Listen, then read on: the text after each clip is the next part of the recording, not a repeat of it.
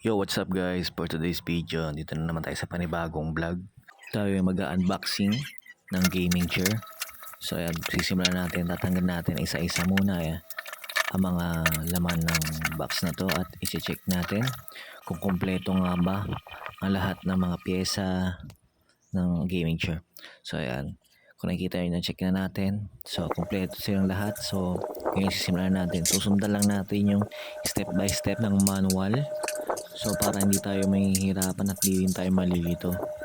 So nasa step 2 na tayo. Ayan. Guys, medyo nakakalito yung mga tornilyo kasi halos pare-parehas yung size nila. So double check kasi nakailang tanggal din ako nito. So sobrang hirap din kabitin kung malilito ka at kala mo kukulangin. Pero okay naman siya. At guys, sobrang mura na ito. Nasa 3.5 lang na ito kasama na ang shipping fee. Isang linggo ko rin to hinintay. Guys, sobrang pangarap ko to kasi para mas makaupo at maayos pa naglalaro ako. Di man ganun kamahalan pero okay na rin. Worth it na rin siya. Di ko naman kailangan ng mahal. Ang mahalaga lang ay nakapag-relax ako habang naglalaro, nakakasandal. Sa Shopee ko nga pala ito nabili.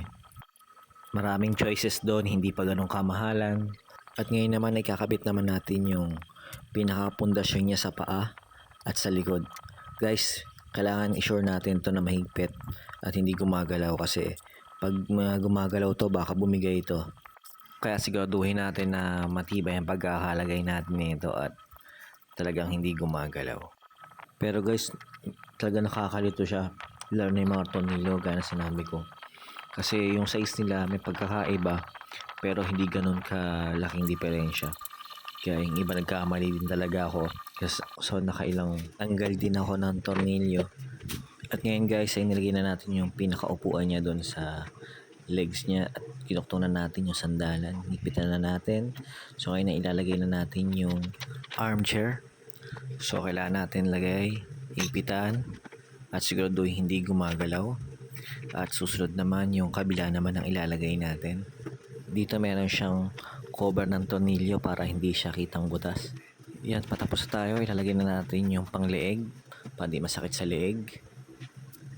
So, tcharan!